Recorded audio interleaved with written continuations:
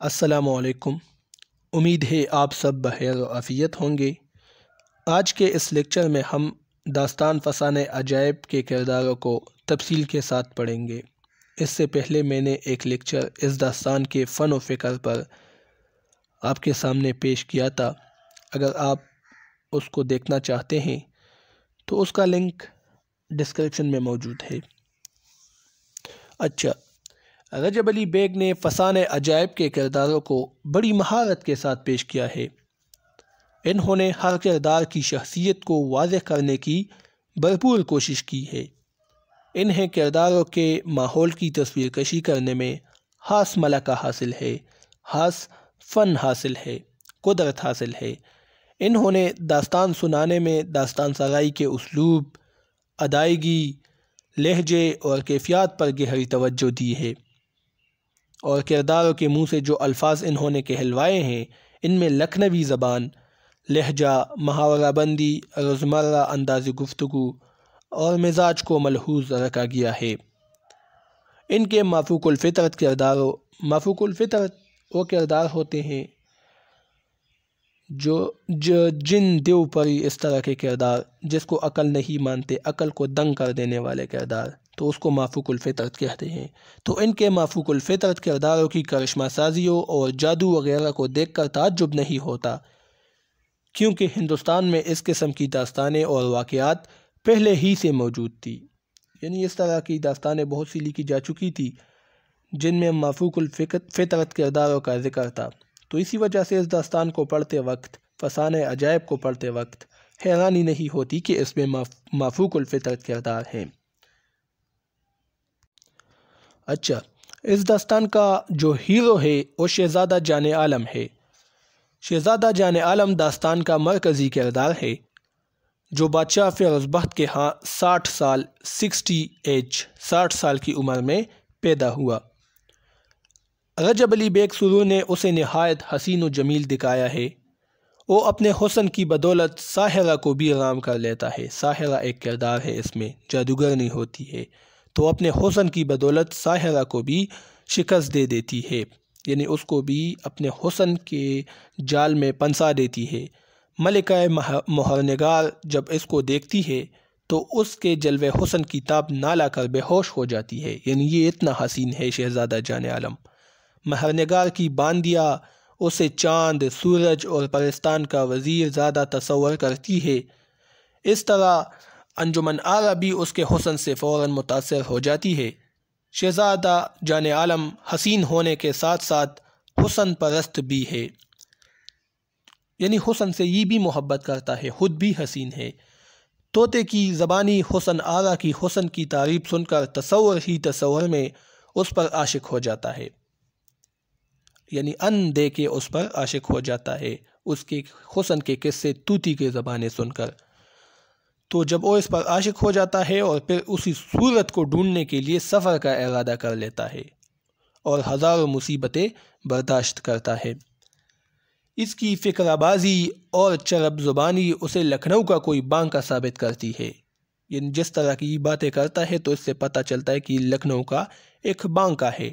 بعضوں کا کہنا ہے کہ سرور نے جان عالم کے کردار میں لکھنوی شہزادوں اور نوابوں کی زندگی پیش کی ہے، اور نواب بھی اس دور کے جب مغلیہ حکومت عروبہ زوال ہو چکی تھی۔ بہرحال ایسا دکھائی دیتا ہے کہ جان عالم لکھنؤ کے تعیش پسند اور نمائشی معاشرے کا ایک نمائندہ کردار ہے۔ بعضوں کا کہنا ہے کہ اس کے کردار میں مردانہ پن اور قوت اور طاقت کے بجائے عورتوں کی سی نزاکت پائی جاتی ہے، عورتوں کی سی خصوصیات اس میں پائی جاتی ہے۔ لیکن جب اسے مرکزی کردار کی حیثیت سے اس کے تحریک کو دیکھتے ہیں تو اس کا مصیبتیں جھیلنا اور آفات کا ثابت قدمی سے سامنا کرنا اس کی مستقل مزاجی اور ہمت و حوصلہ کی دلیل ہے۔ یعنی بعض ناقدین کہتے ہیں کہ اس میں عورتوں کی خصوصیات ہیں، مردانہ پن اس میں نہیں ہے، لیکن جب یہ آفتوں سے مقابلہ کرتا ہے، جادوگروں وغیرہ سے، تو اس سے پھر ان کی مردانگی ثابت ہوتی ہے۔ وہ ایک دانشمند شخص ہے، لیکن کبھی کبھار یہ دانشمندی، عیاری و ہیلہ سازی، یہاں تک کہ منافقت کی شکل اختیار کر لیتی ہے۔ ساحرہ کے چنگل میں گرفتار ہونے کے بعد جب اسے نجات کی کوئی صورت نہیں دکھائی دیتی تو حالات سے سمجھوتا کرتے ہوئے نہایت عیاری سے مکاری سے ساحرہ کو اپنی محبت کا یقین دلاتا ہے اور نہ چاہتے ہوئے بھی ساحرہ کی گردن میں ہاتھ ڈال دیتا ہے۔ بعض مقامات پر وہ بے وقوفی کا مظاہرہ بھی کرتا ہے، جس کی بنا پر مہر نگار اسے احمق کہتی ہے، یعنی بے وقوف کہتی ہے۔ اچھا، اگلا کردار شہزادی انجمن آرا کا ہے۔ یہ ملکی زرنگار کی شہزادی ہے، جان عالم کی محبوبہ اور داستان کی ہیروئن ہے۔ رجب علی بیگ سرور نے اسے نہایت حسین اور جمیل بتایا ہے، لیکن حسین ہونے کے ساتھ ساتھ وہ ایک بااخلاق، نیک دل اور عالی ضرب خاتون بھی ہے۔ مہر نگار سے پہلی ملاقات کے موقع پر مہر نگار ایک اور کردار ہے اس داستان کا، عورت ہے اور جان عالم سے محبت کرتی ہے، اور یہاں پر شہزادی انجمن آرا بھی جان عالم سے محبت کرتی ہے، دونوں کرتی ہے۔ تو مہر نگار سے پہلی ملاقات پر بجائے حسد یا بغض کے، جو عورت کی فطرت کے پیش نظر اس سے بعید نہیں تھا، ملکہ سے بڑے اخلاص کے ساتھ اور گرمجوشی سے ملتی ہے، یعنی دونوں اس سے محبت کرتی تھی، تو پھر حسد اور بغض تو لازمی ہے جب دونوں ملتی، لیکن یہ چیز اس میں نہیں ہوتی۔ بہت گرمجوشی سے اس سے ملتی ہے مہر نگار سے، اور رات بھر اس سے بے تکلفانہ گفتگو کرتی ہے اور بڑی عالی ظرفی سے جان عالم کی تعریفیں کرتی ہے، ورنہ اگر وہ خود غرض اور پست ہمت ہوتی تو وہ ایسا ہرگز نہ کرتی، یعنی اگر وہ خود غرض ہوتی تو اپنی محبت کو چھپا لیتی، مہر نگار سے جان عالم کے بارے میں اس طرح کی باتیں نہ کرتی۔ یہ انجمن آرا کے عمدہ اخلاق کے سبب ہی ممکن ہوا کہ دونوں سوتنوں میں مثالی محبت تھی اور حسد اور دشمنی کا نام و نشان نہیں تھا۔ اچھا، سرور نے انجمن آرا کو نہایت بولی بالی اور الہڑ دوشیزہ دکھایا ہے، جس میں مشرقی عورت کی شرم و حیا کوٹ کوٹ کر بری ہوئی ہے۔ وہ اگرچہ جان عالم پر فریبتہ ہے، اس سے محبت کرتی ہے اور اسے پانا چاہتی ہے، لیکن اس کا تذکرہ زبان پر نہیں لاتی، اس کا ذکر نہیں کرتی، اور جب جان عالم سے نکاح کی بابت اس سے پوچھا جاتا ہے تو شرما جاتی ہے، جو کہ ہندوستانی عورت کا شیوا ہے۔ شادی کے بعد وہ شوہر کو مجازی خدا سمجھتی ہے اور اس کے احکام پر بے چوں چرا عمل کرتی ہے، یعنی جو اس کا شوہر کہتا ہے اسی پر یہ عمل کرتی ہے۔ اب وہ مہر نگار پر حاوی نظر آتی ہے، کیونکہ ملکہ بے بیاہی عورت ہے اور وہ خود بیوی بن چکی ہے۔ اب ملکہ اسے جھک کر سلام کرتی ہے، لیکن وہ اب بھی ملکہ کی عزت کرتی ہے اور خلوص کے ساتھ پیش آتی ہے۔ کس ملکہ کے ساتھ؟ جس طرح کہ ہم نے کہا، ملکہ زرنگار کے ساتھ۔ اس کی شادی نہیں ہوئی تھی، جبکہ اب یہ بیوی بن گئی جان عالم کی، تو اب بھی اس سے اچھی طرح گفتگو کرتی تھی۔ ٹھیک ہے، اگلا کردار ہے مہر نگار کا۔ ملکہ مہر نگار فسانہ عجائب کا ایک ایسا کردار ہے جسے سائیڈ ہیروئن کہا جا سکتا ہے، یعنی ایک اور ہیروئن اس کی جو مرکزی ہیروئن ہے اس کے بعد جس کا نمبر آتا ہے، تو اس کو سائیڈ ہیروئن کہا جا سکتا ہے۔ اس کے متحرک کردار کی بنا پر نیر مسعود نے اسے داستان کی ہیروئن قرار دیا ہے۔ رفیع الدین ہاشمی کے نزدیک ملکہ مہر نگار فسانہ عجائب کا سب سے جاندار، دلکش اور دلنواز کردار ہے۔ ان کا کہنا ہے کہ داستان کے روایتی کرداروں کے برعکس وہ نسبتاً غیر مثالی، فطری اور انسانی کردار ہے، اور اسی لیے اس میں تحریک اور فعالیت زیادہ نمایاں ہے۔ یعنی یہ جو کردار ہے مہر نگار، یہ انسان کے زیادہ نزدیک ہے۔ اکثر جو داستانوں میں کردار ہوتے ہیں وہ ایسے ہوتے ہیں کہ اس میں انسانوں کی طرح خصوصیات نہیں ہوتی، لیکن یہ جو ہے یہ انسانیت کے قریب ہے۔ جس طرح کی انسانوں کی زندگی ہوتی ہے، ان کی معاشرے میں کردار ہوتا ہے، بالکل اسی طرح یہ کردار بھی ہے۔ سرور نے ملکہ مہر نگار کو نہایت حسین، باوقار، پرتمکن، با اخلاق، خوش مزاج، پرتمکنت، یہ لفظ پرتمکنت ہے، ٹھیک ہے، تو اس کو حسین، باوقار، پرتمکنت، با اخلاق، خوش مزاج، مصلحہ جو، دانشمند، موقع شناس اور با تدبیر دکھایا ہے۔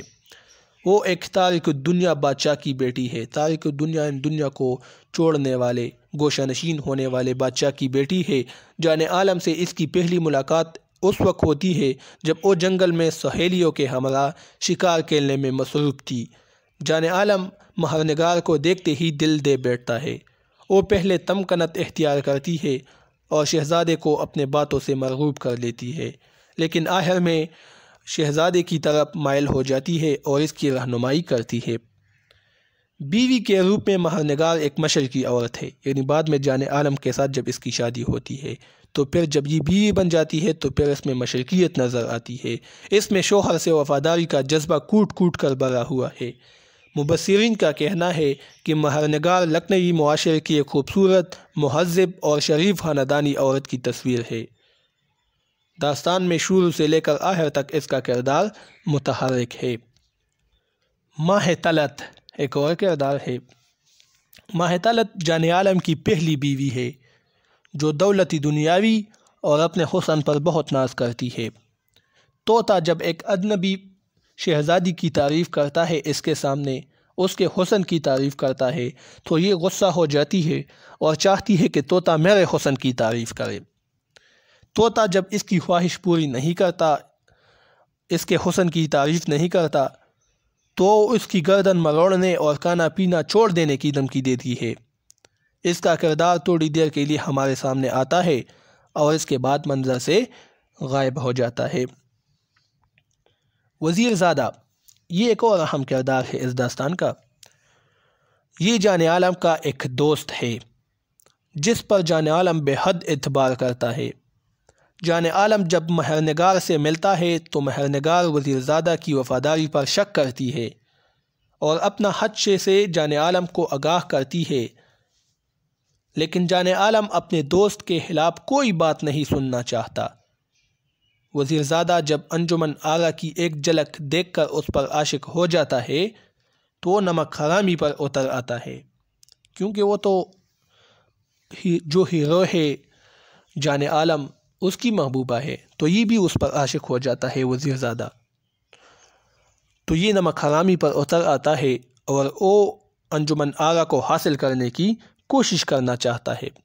اپنے آقا کو یعنی اپنے جو دوست ہے اس کا جان عالم کو بندر کے قالب میں تبدیل کر کے خود جان عالم کا قالب اختیار کر لیتا ہے، یعنی جان عالم کو بندر کی شکل میں تبدیل کرتا ہے اور خود کو جان عالم کی شکل میں لے آتا ہے اور تمام بندروں کی ہلاکت کا حکم دیتا ہے تاکہ جان عالم جو اب بندر کی شکل میں ہے وہ بھی ہلاک ہو جائے۔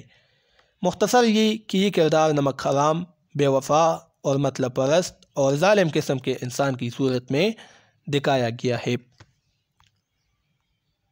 چڑی مار کی بیوی کا کردار۔ چڑی مار کی بیوی داستان کا ایک ضمنی کردار ہے۔ جب وزیر زادہ جان عالم کو بندر کے قالب میں تبدیل کر کے حکم دیتا ہے کہ تمام بندروں کو ہلاک کر دیا جائے تو چڑی مار بندر کو پکڑ کر گھر لے جاتا ہے، اس بندر کو جو جان عالم ہے، ٹھیک ہے، تو اس بندر کو وہ پکڑ کر گھر لے جاتا ہے۔ جب وہ اسے مارنے کا ارادہ کرتا ہے تو اس کی بیوی اسے منع کرتی ہے اور بندر کی نگہداشت کا بیڑا اٹھاتی ہے، یعنی یہ چڑی مار جو ہے یہ جب بندر کو مارنے کا ارادہ کرتا ہے تو چڑی مار کی بیوی اسے کہتی ہے کہ اسے مت مارنا، اور بندر کی نگہداشت کا بیڑا بھی یہ اٹھاتی ہے یہ کردار۔ وہ غریب کلاش ہوتے ہوئے بھی نہایت صابر، شاکر اور رحمدل عورت ہے۔ وہ خود بھوکا رہتی ہے لیکن جاندار کی جان گنوانا پسند نہیں کرتی۔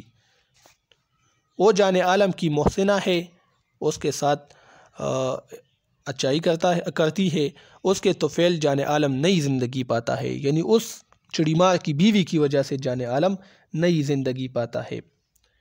مجموعی طور پر اگر دیکھا جائے تو سرور نے داستان میں نسوانی کرداروں کو بہت زیادہ اہمیت دی ہے اور ان کی شکل و صورت سنوارنے میں کافی محنت سے کام لیا ہے، لیکن اس میں کوئی شک نہیں کہ ہر کردار اپنی ایک انفرادی حیثیت بھی ضرور رکھتا ہے۔ تو یہ آج کی ویڈیو تھی، امید ہے آپ لوگوں کو پسند آ چکی ہوگی۔ اللہ حافظ۔